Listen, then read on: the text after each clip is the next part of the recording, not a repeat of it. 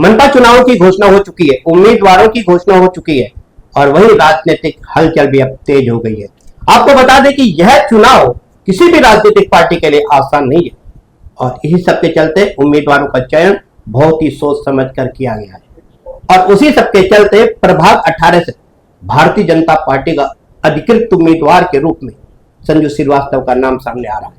संजू श्रीवास्तव वसई विरार क्षेत्र में किसी परिचय के मोहताज नहीं है। पिछले कई सालों से क्षेत्र की जनता के बीच बेहद सक्रियता से अपनी भूमिका निभाते आए हैं। संजू श्रीवास्तव की काम करने का जो तरीका है वो अलग है, लोगों से मिलने जुलने का तरीका अलग है। उनकी लोकप्रियता लगातार बढ़ती जा रही है।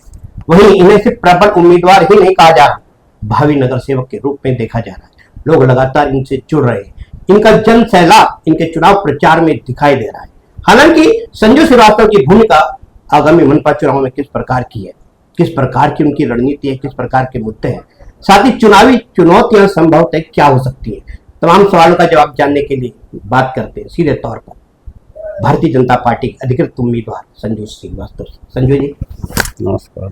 संजू जी, भारतीय जनता पार्टी ने आप पर भरोसा किया है, आपको प्रभाग 18 से अधिकृत उम्मीदवार बनाया, क्या कहना चाहेंगे भारतीय जनता पार्टी के वरिष्ठ नेतृत्व के विषय में? मैं पहले तो अपने जो भी वरिष्ठ पदाधिकारी हैं और हमारे जो लोगों ने पार्टी ने हमारे ऊपर यहाँ की जिला के माननीय आमदार साहब राजन नाइक जी, खासदार साहब हमारे सावरा साहब, स्नेहा दुबे, सभी पूरी टीम ने, पूरी कोर कमेटी ने मिलके ये निर्णय लिया, हमें यहाँ का अधिकृत उम्मीदवार बनाया। इसलिए मैं अपने सभी वरिष्ठ पदाधिकारियों का आभार व्यक्त करता हूँ। संजू जी, देखा जा रहा है कि टिकट वितरण प्रणाली को लेकर भारतीय जनता पार्टी के वरिष्ठ नेतृत्व पर कई सवाल उठे हैं। लोग पार्टियां छोड़ के जा रहे हैं, अपक्ष चुनाव लड़ रहे हैं, सोशल मीडिया पर खुल करके विरोध भी जता रहे हैं, क्या कहना चाहेंगे? जो पार्टी के खिलाफ काम कर रहे हैं वो पार्टी के विश्वास पात्र नहीं थे, वो केवल टिकट के लिए आए थे। तो टिकट अगर एक प्रभाग में 5 लोग 6 लोग उम्मीदवार अपने आप को 10 लोग तैयार होते, इच्छुक सभी कार्यकर्ताओं की इच्छा रहती है कि हमने काम किया है तो हमें नगर सेवक का सीट जो है वो मिलना चाहिए, लेकिन मिलेगा तो 4 ही लोग को। और यहाँ पे 2 युति को गई है, 2 शिवसेना को गई है, 2 बीजेपी को, 2 ही लोग को मिलेगा। तो कुछ लोग नाराज हैं, मुझे हमें अंदाजा है कुछ 1-2% लोग को छोड़ के सभी बाद में थोड़े से बगावत पे भले उतरे हैं, लेकिन सब भारतीय जनता पार्टी के साथ ही रहेंगे। ये बगावत है, इसका संभावित रूप से चुनाव पर कुछ प्रभाव पड़ सकता है? कुछ फर्क नहीं पड़ने वाला है। जो बगावत किया है वो भारतीय जनता पार्टी का सच्चा कार्यकर्ता नहीं है। भारतीय जनता पार्टी के कुछ पदाधिकारी स्पष्ट तौर पर दावा कर रहे हैं कि महापौर अपना होगा, महापौर अपना होगा, लेकिन इधर जो बगावत सामने आ रही है, जो विरोध सामने आ रहा है, तो उस दावे को वास्तविकता में किस प्रकार से बदला जाएगा? 100% महापौर भारतीय जनता पार्टी का महायुति का बनेगा और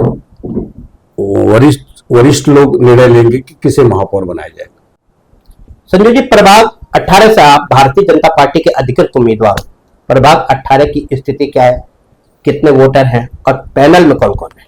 लगभग 38,000 यहाँ पे वोटर हैं और 95% उत्तर भारतीय समाज से हमारे हैं और यहाँ पे 2 भारतीय जनता पार्टी 2 युति को गया हुआ है सीट, जिसमें गणेश पाटिल जी हैं और हेमलता सिंह हैं धनुषबाण से और ख्याति घरत हैं और एक मैं हूँ।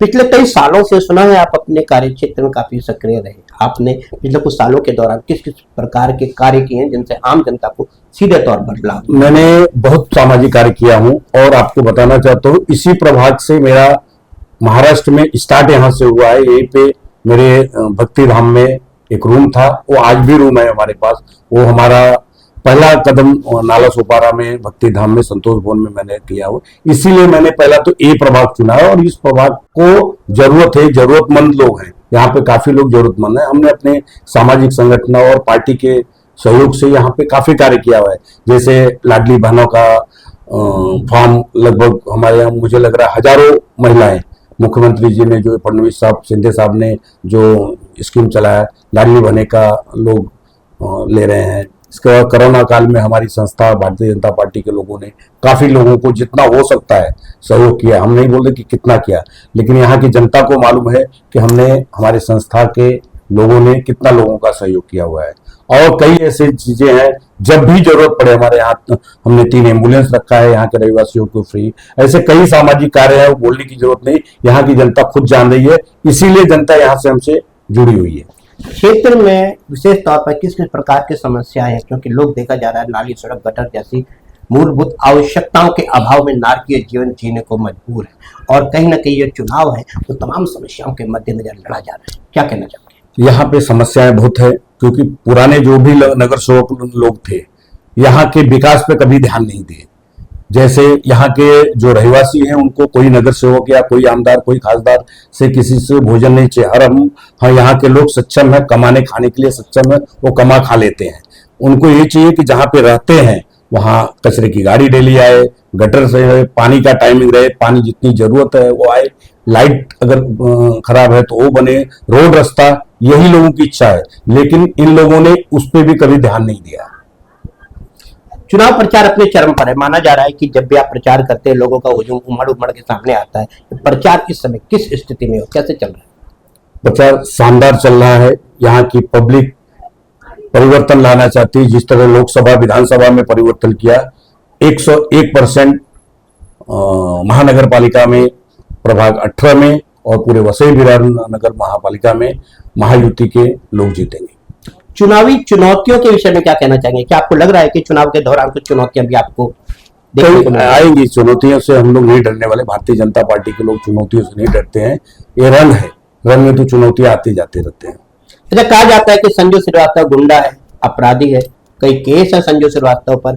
हैरानी जताई जा रही है कि भारतीय जनता पार्टी ने उन्हें अपना अधिकृत उम्मीदवार आखिर क्यों बनाया? ये लोग हमारी लोकप्रियता से टेंशन में है कि हमारी सीट चली न जाए, इसलिए एफआई हुआ है। आपको बताना चाहता हूँ, भारतीय जनता पार्टी एक ऐसी पार्टी है कि जब तक अपने उम्मीदवार की सारी इंक्वायरी नहीं करती तब तक किसी को टिकट नहीं देती। कोई कितना भी बड़ा रहे, कितने पैसे वाला रहे, कितना गुंडा रहे, किसी को अपने तरीके से तैयारी करती। और जो लोग अफवाह उड़ाते हैं कि मैं गुंडा हूँ, ये हूँ, कोर्ट से बड़ा कोई है क्या? न्यायालय में सारे चीजें न्यायालय में चल रहे हैं। और आपको बताना चाहता हूं कि मैं एक यूनियन लीडर हूं, तो यूनियन लीडर का काम होता है अपने लोग की सुरक्षा देना, और अपने लोगों को सुरक्षा देने में कई ऐसे झूठे विरोधी लोग कंप्लेन करते हैं। और देश के, मुझे लग रहा है कि मैं आपको बता रहा हूँ, महाराष्ट्र में नहीं, यहाँ वहां दूसरे देशों में भी, अपने देश में दूसरे प्रदेशों में भी मेरे नाम पे कंप्लेन डाला जाता है। एक यूनियन लीडर हो, यूनियन के अपने मेंबरों की सुरक्षा के लिए मुझे लड़ना पड़ेगा और लड़ूंगा भी। इसीलिए मेरे ऊपर जो केसें हैं ज्यादातर यूनियन से संबंधित है। हम अपने मेंबरों को सुरक्षा के लिए अगर जाएंगे तो कोई भी प्रोड्यूसर कोई भी गलत तरीके से हमारे ऊपर करेगा, या विरोधी जो हमारे वहां पे कंपटीटर हैं, इस तरीके के लोग हमारे खिलाफ अफवाहें फैलाते हैं। और यहाँ इसलिए ऐसे केस से मैं डरने वाला नहीं हूं। यहाँ भी बता रहा हूं कि अपने रहवासियों के लिए हर तरह, जैसे यहाँ पे जिस तरीके से गुंडागर्दी चरम पे है, लोग गांजा पीते हैं, चरस पीते हैं, जगह जगह लोगों का जमावड़ा रहता है कि औरतें निकलने के लिए भी डरती हैं। इन लोगों को भी मैं आने के बाद इनको भी मैं सही करूंगा। उसमें हो सकता है मेरे खिलाफ कंप्लेन है, तो मैं कंप्लेन से नहीं डरना। जिस तरीके से यूनियन अपना शानदार तरीके से चला रहा हूं, जो कि आपको बताना चाहता हूँ कि हमारी एशिया की सबसे बड़ी फिल्म इंडस्ट्री की यूनियन मानी जाती है, जिसकी स्थापना मिथुन चक्रवर्ती जी ने किया था। आज मैं उनके साथ भी सेक्रेटरी में रख के काम किया। इसके बाद आमदार राम कदम जी चेयरमैन थे, उनके साथ किया। अभी हमारे चेयरमैन अशोक दुबे जी हैं। और आपको बताना चाहता हूँ 4 बार से मैं वहां निर्विरोध चुन के आ रहा हूं।